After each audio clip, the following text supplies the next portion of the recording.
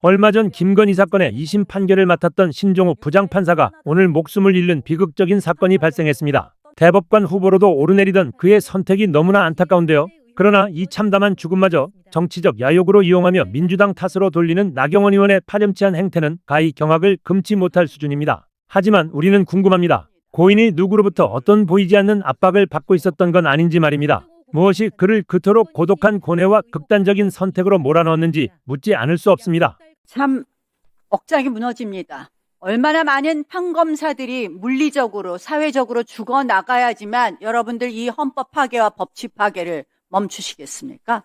민주당 의원님들 어떻게 법치주의라는 말을 입에 오르내리십니까?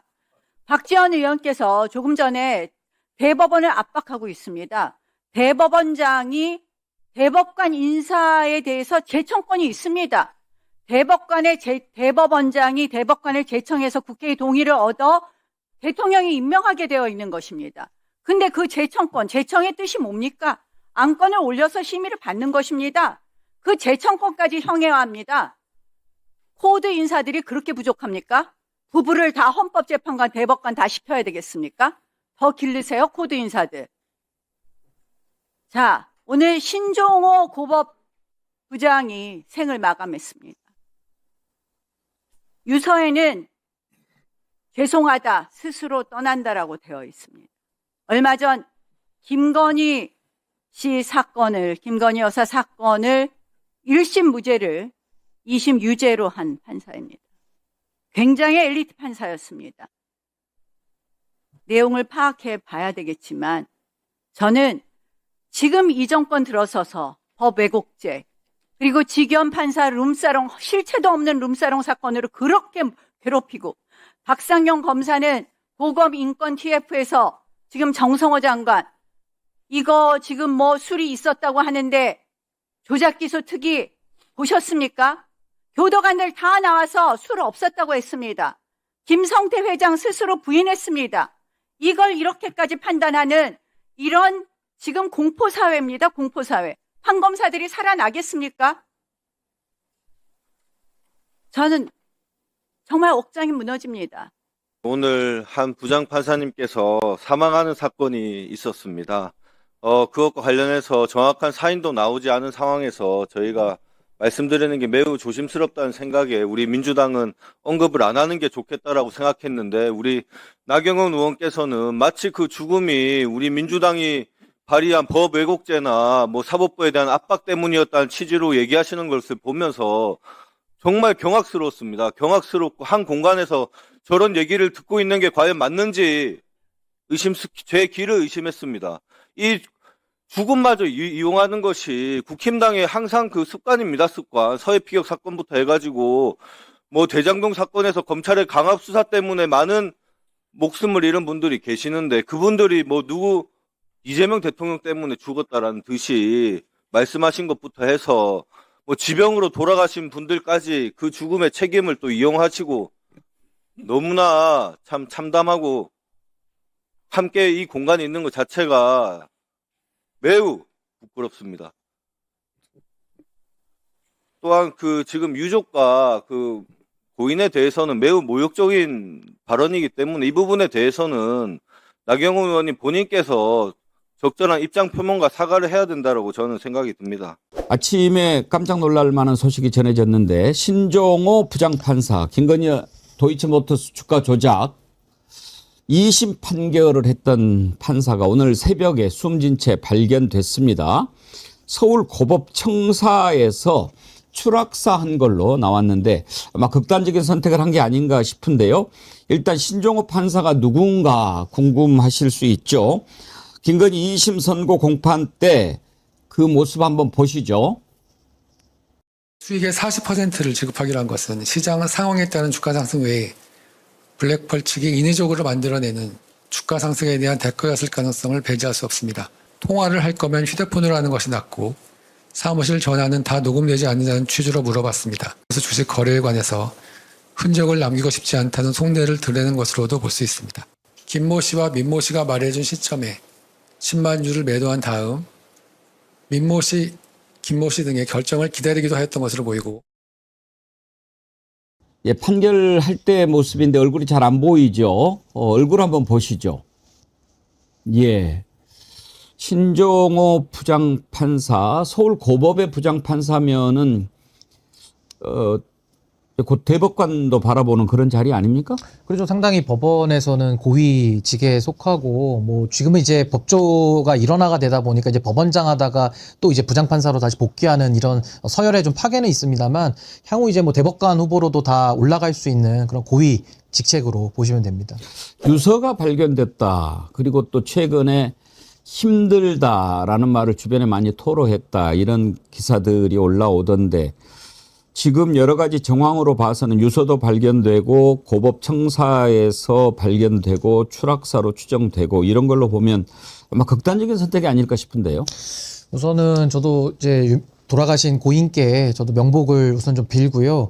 이게 참 너무 충격적인 일이 또 발생했기 때문에 지금 이제 경찰에서 여러 가지 사망의 원인에 관한 조사를 하고는 있겠습니다만은 결국에는 김건희의 항소심 재판을 담당했던 또 재판이 공개됐기 때문에 많은 분들이 신종호 부장판사의 그 육성을 다 들었던 이제 그런 판사이기 때문에 상당히 좀 이 문제 자체가 충격을 더 주고 있는 것 같고요. 지금 뭐 일각에서는 그 재판에 관한 여러 가지 심적 부담감을 꼽고는 있는데 이게 아무래도 정치적으로도 주목을 많이 받는 재판이기도 하고 또 관련해서는 지금 우리가 단정할 수는 없겠습니다만은 여러 가지 그런 심리적 압박 그리고 내지는 뭐 개인적인 어떤 뭐 우울감이나 이런 것들도 이게 조금 더 파악이 좀 필요는 한 사안이라는 생각이 드는데 결과적으로 지금 이렇게까지 안타까운 상황까지 몰려왔기 때문에 향후에 이제 이런 재판과 관련된 내용들이 또 어떤 방향성으로 이게 또 영향을 미칠지 또 그 부분도 좀 관심이 좀 가는 그런 부분입니다. 옷 주머니에서 유서가 발견됐다고 하는데요. 죄송하다 이런 취지의 글이 있지만 아직 공개는 하지 않고 있습니다.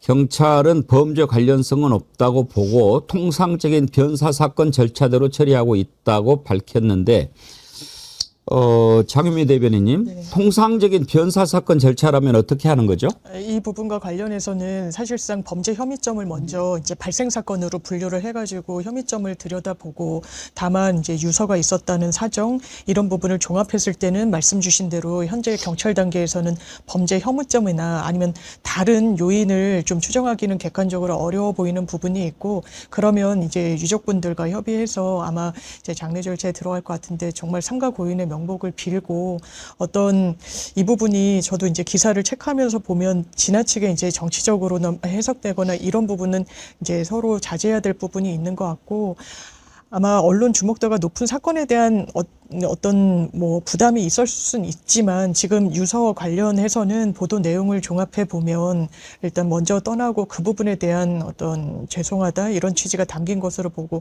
사건 관련 언급은 없는 것으로 현재 전해지고 있습니다.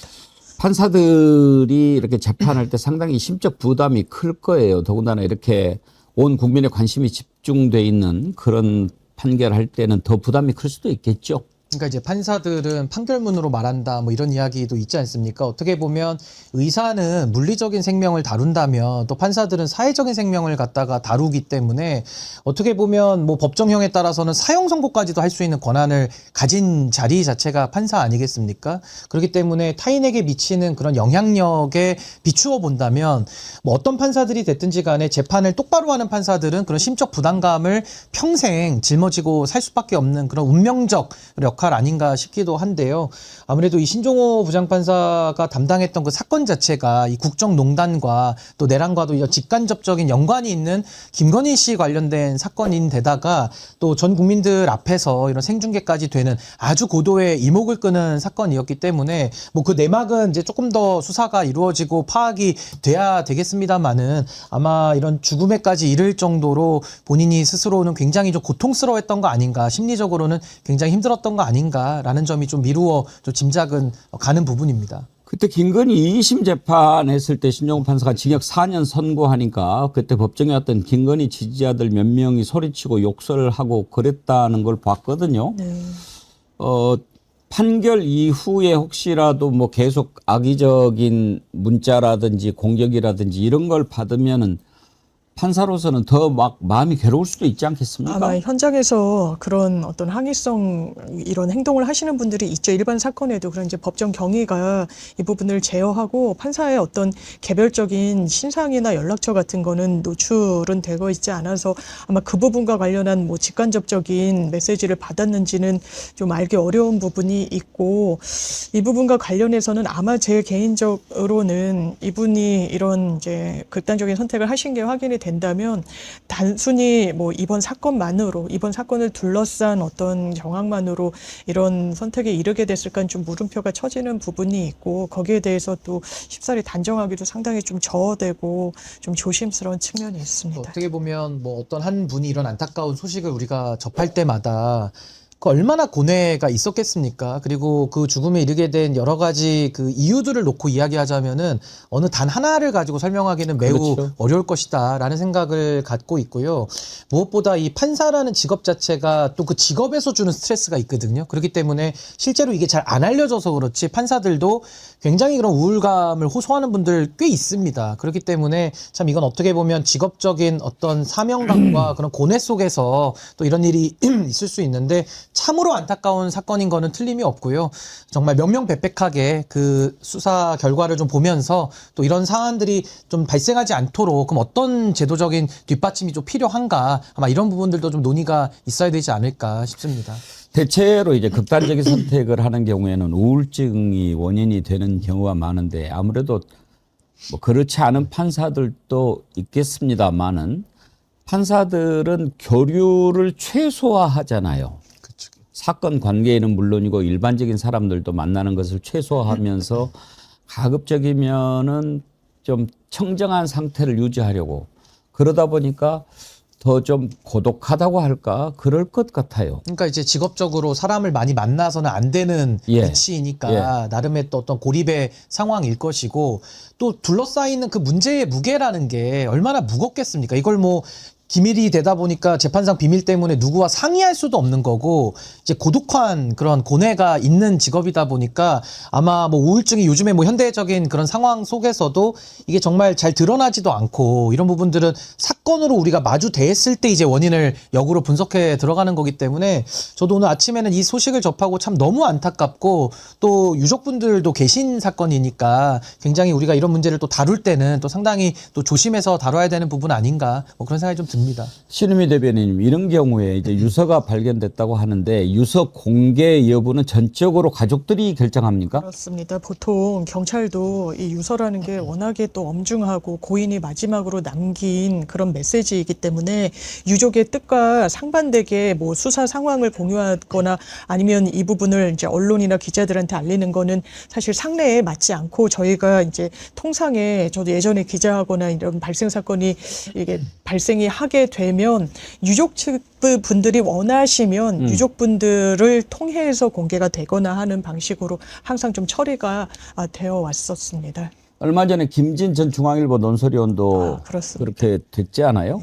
그때는 유서가 공개가 됐어요. 맞습니다. 예. 그러면 가족들이 동의를 한 걸까요? 그거는 아마 유족분들의 뜻을 좀 받들고 헤아려서 이 고인이 마지막 남긴 부분이 또 알려지길 원하시는 가족분들이 계실 수도 있으니까요. 그 점을 헤아려서 공개가 된 것으로 알고 있고 만약에 유족분들이 그걸 좀 저하시거나 원하지 않으시면 뭐 당연하지만 공개하지 않는 게 맞다라고 생각합니다. 저는 이 사건을 보면서 가장 중요한 게 돌아가신 분의 명예가 있기 때문에 그분을 제일 우선으로 고려를 해서 봐야 될 것 같고 두 번째는 지금 유족분들의 마음을 우리 사회가 한번 또 같이 헤아려 볼 필요가 있겠다. 얼마나 지금 이게 하늘이 무너지는 그 충격과 슬픔 속에 있으시겠습니까? 그게 있고 또 하나는 이 동료 판사들, 그러니까 판사들도 지금 같이 일하고 있는 분들이 또 계시기 때문에 그런 여러 가지 층위에서 우리가 복합적인 고려를 가지고 이 사안을 좀 들여다봐야 되는 것이고 가장 중요한 것은 지금 일단 경찰에서 수사를 하는 거기 때문에 그런 여러 가지 제도적인 절차를 통해서 밝혀지는 내용에 한해서만 좀 평가를 하고 이야기를 하는 것이 가장 좋겠다 그런 생각이 듭니다. 예, 무엇보다 조심해야 될 것은 이런 죽음을 두고 확인되지 않은 사실이 막 돌아다닌다든지 쓸데없는 비난을 한다든지 고인의 죽음을 욕되게 하는 어떤 시도 그런 것은 절대 옳지 않죠. 우리가 그걸 경계해야 되겠죠. 오늘 잠시 후에 오혁진 일요시사 기자와 우리가 또 파워 인터뷰를 하게 되는데 오혁진 기자가 지금 현장 관련된 내용들을 취재를 열심히 하고 있습니다. 그것과 관련해서 또 새로운 소식들이 뭐가 좀 있는지 오혁진 기자 오면은 다시 한번 좀 살펴보도록 하겠습니다. 그리고 잠시 후에 전재수 부산시장 후보, 저희가 뭐 이쪽까지 와서 인터뷰하면 좋겠지만 지금 뭐 부산에서 여기 왔다 가기는 힘들고 그래서 전화로 연결해서 전재수 후보와 인터뷰해 보도록 하겠습니다. 지금 부산에서 전화 대기하고 있는데 저희가 25분에서 30분 정도에 전화 연결하기로 했습니다. 장윤미 변호사님은 지금 더불어민주당 대변인 하면서 대구의 네. 김부겸 후보 캠프에 지금 대변인도 하고 계시죠? 예, 그렇습니다. 그 분위기가 어때요? 일단 저희가 예측했듯이 그 국민의힘의 후보가 확정이 되면 아마 보수 유권자분들의 결집이 있을 거다. 1대1 구도로 이 선거는 치러질 거다라는 어떤 이제 전망을 말씀드렸었는데 그 상황으로 가는 부분이 있고 저희가 대구 분들한테 말씀드릴 수 있는 건 정말 유능한 김부겸 한번 써봐달라라는 말씀 드립니다. 일단 인물론으로 승부를 걸고 있고 대구 유권자분들이 민주당에 선뜻 마음을 내주고 계신 상황은 아닌 부분이 있죠. 그런 부분을 전제하고 이 부분의 어떤 마음 그리고 대구 시민분들의 자존심 그리고 자부심이 분명히 있으십니다. 그거를 잘 헤아리고 받들면서 그렇지만 국민의힘을 연속해서 뽑아주시고 애정해 주셨을 때 그 결과가 대구의 경제, 민생 어떤 함양으로 이어졌는가? 그렇지 않습니다. GRDP 33년째 최하위권 이런 부분에 대해서 지금의 국민의힘이 가장 큰 책임이 있겠죠. 청년이 떠나는 대구를 돌려놓겠다는 겁니다. 이런 부분에 대한 어떤 판단 그리고 저희 김부겸 후보를 좀 믿어주십사 하는 읍소 간청 거듭거듭 말씀드립니다. 보수가 이렇게 좀 결집한다 하는 것을 피부로 느낄 수 있습니까? 지표가 아무래도 이 추경호 후보가 세워진 이후에 지표로 확인되는 부분이 있고 왜냐하면 엎치락뒤치락하는 결과들이 나오고 있지만 그럼에도 불구하고 저희는 승기는 김부겸에게 있다라고 생각합니다. 왜냐하면 저희가 아주 구체적으로 약속드리고 있는 부분이 있어요. 신공항과 관련해서도 이 예산을 이미 약속을 받은 부분이 있고 그리고 경북, 대구 통합과 관련해서도 청사진을 매우 구체적으로 말씀드리고 있고 그리고 청년들이 대구에서 최저임금 법정화돼 있는 것도 제대로 못 받는 경우들이 상당히 많다라고. 왜냐하면 김부겸 후보가 본인의 휴대전화를 공개했을 때 청년분들이 많이 연락을 주셨다고 하더라고요. 그때 이런 어떤 상황에 대한 어떤 고충 이런 부분을 정말 후보가 체감하고 있기 때문에 이 부분에 대해서 저희 계속해서 정책으로 대안으로 말씀드리고 있고 대구 경제에 이 발전시킬 수 있는 유일한 집권여당 후보다 이렇게 말씀드립니다. 아직까지 여론조사상으로는 김부겸 후보가 계속 앞서는 걸로 나오기는 합니다만은 이제 보수 쪽이 워낙 강한 지역이라서 끝까지 네. 안심할 수는 없을 거고 이제 이진숙 같은 경우에는 뭐 그렇게 하려고 하는 것이라고 예상은 했습니다만은 일단은 포기하고 이제 대구 달성 공천을 받지 않았습니까? 네. 달성에서 혹시 맞붙을 민주당 후보는 있습니까? 저희가 지금 뭐 하마평에 오르락 내리락 하시는 분들은 왜냐하면 워낙 험지여가지고 거기에서 터잡아서 오랜 기간 또 정치하시는 분들이 딱 계시거든요. 그래서 저도 뭐 건너 듣는 입장입니다만 이제 정치 신인보다는 뭐 홍일학 의원님 이야기는 계속 이제 기자분들이 하고 계시는 부분이 있고 거기에 따라서도 정말 이진숙 후보를 꺾을 수 있는 경쟁력 후보를 내야 되는 숙제가 이제 민주당 앞에 놓여 있는 것 같습니다. 그렇죠. 뭐 대구시장은 몰라도 거기 보궐선거까지 민주당에서 이렇게 나서서 싸울 수 있는 후보 찾기는 어려울 거예요. 그러니까 이제 아무래도 민주당 입장에서는 대구 정치가 상당히 좀 어려운 지역이다 보니까 사실 그렇게 준비된 인재들이 있기가 또 쉽지도 않은 그런 상황이고 이제 앞으로 해결해야 될 과제 아닌가 싶고요.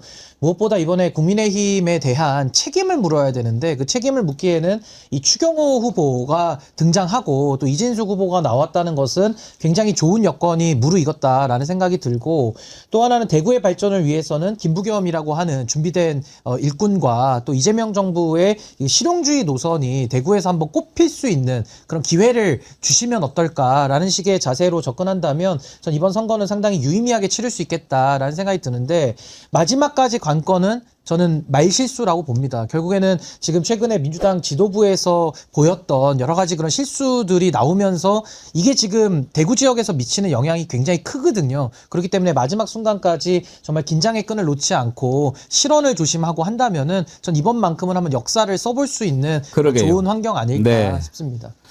지금 국힘당이 하는 거 보면은 완전히 역사를 거꾸로 돌리려고 하는 그런 말도 안 되는 짓을 하고 있지 않습니까?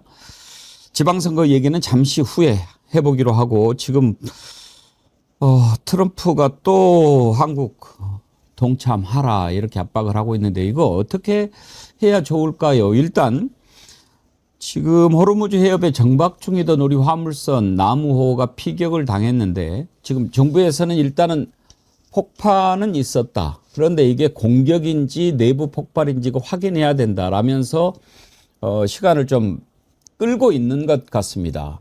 미국에서 아무런 정보 없이 피격당했다고 얘기할 리도 없고 또 현재 여러 가지 정보로 현지에서 들어오는 얘기 같은 거 보면 공격을 받은 것은 분명한 것 같은데 다만 이게 이제 이란 정부의 공식 공격이냐 하는 것은 좀 생각을 해봐야 합니다. 이란은 지금 협상도 쉽지가 않는 게 투 트랙입니다. 이 정부, 대통령 뭐 이런 식으로 해서 쭉 가는 그런 트랙이 있고 여기에서 모든 것을 결정하면 좋은데 지금 공격을 하고 있는 주축은 제가 항상 이혁수라고 놀리잖아요. 이란 혁명수비대. 여기가 이제 공격을 하고 있는데 여기는 대통령 지위도 받잖아요. 그냥 최고 지도자. 지금 살았는지 죽었는지도 모르는 그 최고 지도자의 직속으로 돼 있기 때문에 이란 혁명수비대가 정부하고 상관없이 막 공격을 해야 되는 거란 말입니다. 이런 상황에서 이런 사건이 일어났기 때문에 과연 우리가 어디하고 협상을 해야 되고 어디에다 물어봐야 되고 너네들 정말 그런 식으로 하면 곤란해. 이렇게 할 텐데 이란 혁명수비대한테 이야기한들 이게 될까 싶고 말이죠. 근데 그런 상황인데 계속 지금 트럼프가 압박을 하지 않습니까? 트럼프는 우리가 프리덤 프로젝트 해가지고 해방작전 하는데 우리 딱 이렇게 따라왔으면 괜찮을 건데 한국 화물선이 독자적으로 행동하다가 이런 일 당했다. 이렇게 일방적으로 지금 주장합니다. 트럼프 얘기 한번 들어보시죠. They were not in the cavalcade of ships. They decided to go it alone, and their ship got the hell knocked out of it yesterday. 헤그세스 국방장관도 한국이 더 적극적으로 나서달라 이런 얘기를 하는데 그것도 들어보겠습니다. We hope South Korea would step up, just like we hope Japan would step up, just like we hope Australia would step up, just like we hope Europe steps up. 지금 계속해서 한국 들어와라라고 하는데 우리로서는 참 난감해요. 가장 우선적인 게 지금 그 해협에 묶여있는 우리 선박들이 안전하게 들어오는 것 아니겠습니까? 맞습니다. 그러려면 이란과 적대적인 관계를 갖는 거 참 부담스럽잖아요. 맞습니다. 무조건 국민의 생명과 안전을 담보하고 지켜내고 국익의 관점에서 접근해야 되는 부분이 있고요. 이런 부분과 관련해선 이 원인 진단의 시간이 걸리는 건 원인 진단이 어떻게 나오는지에 따라 정부에서 취할 수 있는 입장이 180도 달라지기 때문에 그렇습니다. 이게 이란의 공습인지 기습인지 아니면 내부 화재 사고인지와 관련해서 대한민국 정부로서 취할 수 있는 방향이 완전히 달라질 수밖에 없고 이런 상황 속에서 미국 정부는 그리고 트럼프 대통령까지 직접적으로 이건 완전히 이란이 한 짓이다 이런 취지로까지 전제하고 한국의 어떤 정부의 직접적인 관여 개입을 요청하고 있는데 이 부분이 정말 우리의 어떤 국민들 생명 안전에 도움이 되는 방향인지에 대한 물음표는 정부가 해소해야 되는 부분이 있습니다. 이 부분과 관련해서도 야당에선 결단해야 된다 이런 취지로 이야기하는데 지금 필요한 건 성급한 결단이 아니라 정확한 진단인 겁니다. 야당이 오히려 미국과의 정부의 협상을 그 공간을 넓혀줄 수 있는 역할을 해야 되는데 그런 역할이 지금 그런 어떤 본인들의 책무에 대한 인식이 있는지는 좀 상당히 의문이고 거기에 대해서는 섣부르게 어떤 훈수를 둘 게 아니라 정말 대한 세력이라면 수권정당이라면 머리를 맞대야 되지 않을까 좀 아쉬운 부분이 있습니다. 어떻게 해야 될까요? 그러니까 굉장히 복잡한 상황으로 지금 가고 있는데 결국에는 뭐 파병과 관련된 내용을 가볍게 다룰 수는 없고요. 지금 장 변호사님 말씀하신 대로 지금 이란에서 우리 선박에 대한 어떤 조치, 그러니까 어떤 상황에 대한 그 분석이 이루어지기 전에 어떤 파병 얘기까지 꺼내는 건 너무 좀 성급하다는 생각이 들고 무엇보다 이게 정말 미국의 정보도 우리가 이제는 검증해 봐야 될 것 같아요. 이게 또 역정보라는 게 있고 네.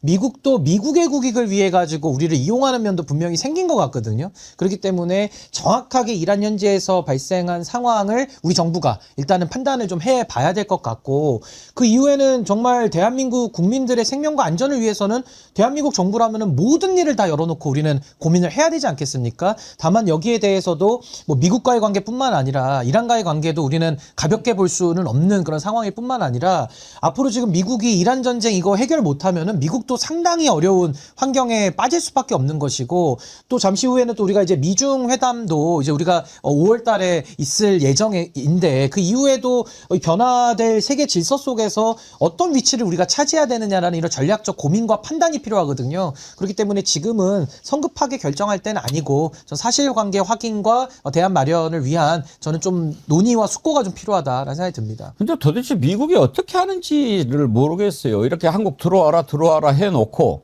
또 하루도 지나지 않아서 해방 프로젝트를 짧은 기간 일시 중단하기로 합의했다. 트럼프가 또 이런 글을 올렸어요. 그러니까 지금 협상이 진행되기는 되고 있는 것 같은데 그럼 뭐 우리나라 들어오라는 것도 협상용으로 지금 압박용으로 썼다. 그렇게 봐야 될까요?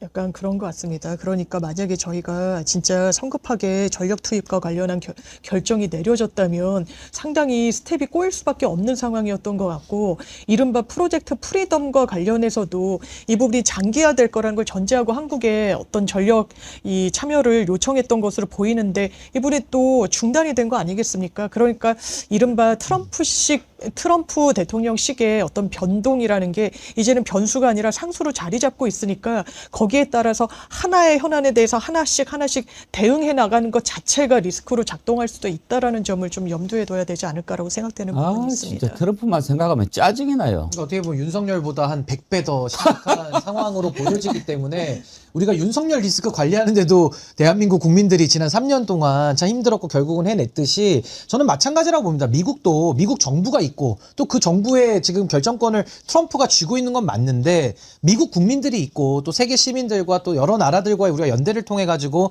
트럼프를 어떻게 컨트롤을 하겠느냐. 전 이런 부분들에 대해서 우리가 고민을 해야지 트럼프의 말만 믿고 우리가 결정을 했다가는 과거 윤석열 식으로 가는 거랑 똑같거든요. 그러니까 우리가 스스로 위험을 더 극대화하는 거기 때문에 지금은 트럼프에게 끌려다닐 때가 아니라 조금 더 자기주도적인 외교를 통해서 다른 나라들과의 협력을 중시하면서 이 문제를 좀 신중하게 저는 접근해야 된다. 그래서 결정은 좀 최대한 미루는 것이 지금은 가장 현명한 거 아닌가 싶습니다.